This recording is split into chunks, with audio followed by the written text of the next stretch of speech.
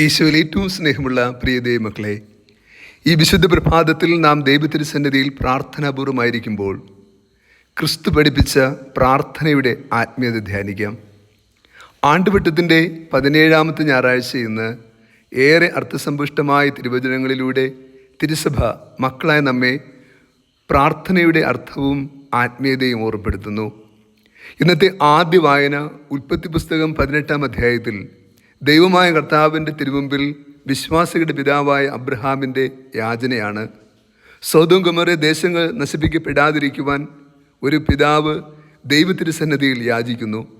മണ്ണും ചാരവുമായി ഞാൻ അങ്ങയോട് സംസാരിക്കുന്നതിൽ അങ്ങനോട് കോപിക്കരുത് എന്ന് ആവർത്തിച്ച് പറഞ്ഞുകൊണ്ട് കണ്ണുനീരോടുകൂടി ദൈവത്തോട് യാചിച്ചു. ദൈവമായ കർത്താവ് അവസാനം വരെ അവൻ്റെ പ്രാർത്ഥന കേൾക്കുകയും അവൻ ദൈവത്തിരുസന്നിധിയിൽ ആവശ്യപ്പെട്ടത് അവന് സാധ്യമാക്കി കൊടുക്കുകയും ചെയ്യുന്നു. 10 നീതിമാന്മാർ മാത്രമേ ആ ദേശത്തുള്ളുവെങ്കിൽ അങ്ങ് എന്തു ചെയ്യും എന്നായിരുന്നു അബ്രഹാമിൻ്റെ യാചന. ദൈവമായ കർത്താവ് ഉറപ്പ് നൽകി, ആ ദേശങ്ങളിൽ 10 നീതിമാന്മാരെ കണ്ടെത്തുന്ന പക്ഷം ദേശത്തെ നശിപ്പിക്കില്ല. എന്നാൽ ആ ദേശത്ത് 10 പേർ നീതിമാന്മാരെ ഉണ്ടായിരുന്നില്ല. ലോത്തും അദ്ദേഹത്തിൻ്റെ ഭാര്യയും 2 മക്കളും മാത്രം. ആകയാൽ സ്വർഗം ആ ദേശത്തെ നശിപ്പിക്കേണ്ടതായി വന്നു എന്നാണ് ചരിത്രം പറയുക. എങ്കിലും ഓർക്കണം, നാം നിലവിളിക്കുമ്പോൾ നമ്മുടെ പ്രാർത്ഥന അവസാനം വരെ ശ്രവിക്കുന്ന, നമ്മുടെ ആവശ്യങ്ങളുടെ മുമ്പിൽ, നമ്മുടെ ഇഷ്ടങ്ങളുടെ മുമ്പിൽ ദൈവത്തിൻ്റെ ഇഷ്ടം നിറവേറ്റി തരുന്ന ഒരു പിതാവ് നമുക്കുണ്ട്. അവിടുന്ന് നമ്മുടെ നിലവിളി കേൾക്കുന്ന ദൈവമാണ് എന്ന് ഇന്നത്തെ ആദ്യ വായന ഓർമ്മപ്പെടുത്തുന്നു. ഇന്നത്തെ 2ാമത്തെ വായന വിശുദ്ധ പൗലോസ് അപ്പോസ്തലൻ കൊളോസിലെ സഭയ്ക്ക് എഴുതുമ്പോൾ ജ്ഞാനസ്നാനം വഴി നാം സ്വീകരിച്ച ദൈവിക കൃപയും ക്രിസ്തുവിൽ നാം മരിച്ച് ഉത്ഥാനം ചെയ്തവരാണെന്നും നാം ജീവിക്കേണ്ടത് ഉത്ഥാനത്തിന് സാക്ഷികളായിട്ട് പാപരഹിതമായി ജീവിക്കണമെന്നും ഓർമ്മപ്പെടുത്തുകയാണ്. പാപം ഉപേക്ഷിക്കുവാനുള്ള ദൈവികമായ കൃപ ജ്ഞാനസ്നാനം എന്ന കൂദാശയിലൂടെ സ്വീകരിച്ച് നമുക്ക് ആ വിശുദ്ധിയിൽ നിലകൊള്ളാൻ സാധ്യമാകണം. ഇന്നത്തെ സുവിശേഷം ലൂക്കാ സുവിശേഷം 11ാം അധ്യായത്തിൽ യേശു നമ്മെ പഠിപ്പിക്കുന്ന പ്രാർത്ഥനയാണ്.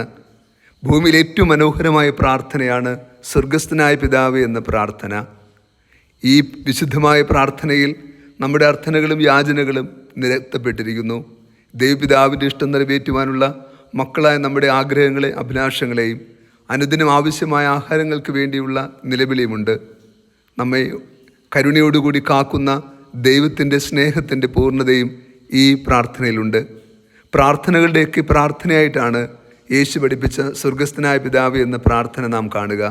അതിന് കാരണമുണ്ട്. എല്ലാ പ്രാർത്ഥനയ്ക്കും യേശു മാതൃകയായി നൽകുന്ന ഒരു പ്രാർത്ഥന കൂടിയാണിത്. നാം ഏതൊരു പ്രാർത്ഥന പറയുമ്പോഴും ഈ പ്രാർത്ഥനയുടെ രൂപവും ഭാവവും അതിനുണ്ടാകണമെന്നർത്ഥം. അഥവാ എല്ലാ പ്രാർത്ഥനയിലും പിതാവിൻ്റെ ഇഷ്ടം നിറവേറ്റുവാൻ മക്കളെന്ന നിലയിൽ നമ്മൾ സന്നദ്ധരാകുമ്പോൾ നമ്മുടെ പ്രാർത്ഥന ദൈവത്തിരുസന്നിധിയിൽ സ്വീകാര്യമാവുകയും അത് അനുഗ്രഹപ്രദമായി രൂപാന്തരപ്പെടുകയും ചെയ്യും. നാം ഏത് രാത്രിയിലും നിലവിളിച്ചാൽ വിളി കേൾക്കുന്ന ഒരു ദൈവം നമുക്കുണ്ട് എന്നുകൂടി ഇന്നത്തെ സുവിശേഷം ഓർപ്പെടുത്തുന്നു.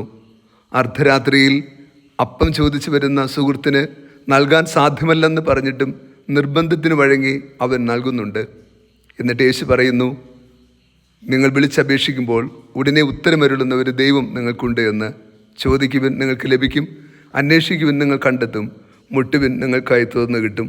യേശു ഉറപ്പ് നൽകുന്നു. എന്തെന്നാൽ ചോദിക്കുന്ന ഏവനും ലഭിക്കുന്നു, അന്വേഷിക്കുന്നവർ കണ്ടെത്തുന്നു, മുട്ടുന്നവർക്കായി തുറന്നു കൊടുക്കപ്പെടുകയും ചെയ്യുന്നു.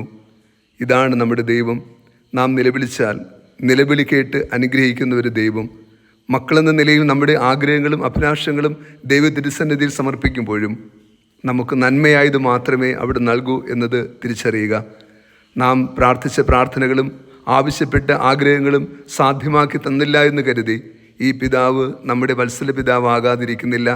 ദൈവം നമ്മുടെ പ്രാർത്ഥന കേൾക്കാതിരിക്കുന്നില്ല. മറിച്ച് അത് നമ്മുടെ നന്മയ്ക്ക്, അപരൻ്റെ നന്മയ്ക്ക്, ദൈവത്തിൻ്റെ തിരഹിതമാണെങ്കിൽ മാത്രമേ നിറവേറ്റപ്പെടാൻ പാടുള്ളൂ. ഓരോ പ്രാർത്ഥനയിലും നാം ആവർത്തിച്ച് പ്രാർത്ഥിക്കേണ്ടതും പിതാവിൻ്റെ ഇഷ്ടം നിറവേറട്ടെ എന്നാണ്. ആ ഇഷ്ടത്തിന് നാം സ്വയം സമർപ്പിക്കുമ്പോൾ നമ്മുടെ എല്ലാ പ്രാർത്ഥനകളും അർത്ഥവത്തായി തീരുകയും സ്വർഗത്തിലെ ദൈവത്തിൻ്റെ കൃപ നാം അർപ്പിക്കുന്ന പ്രാർത്ഥനയിൽ സ്വീകാര്യമാവുകയും ചെയ്യും. ദൈവത്തിൻ്റെ പരിശുദ്ധാത്മാവിനെ നിറയുവാൻ നമുക്കും പ്രാർത്ഥിക്കാം. കർത്താവ് നിങ്ങളോട് കൂടെ.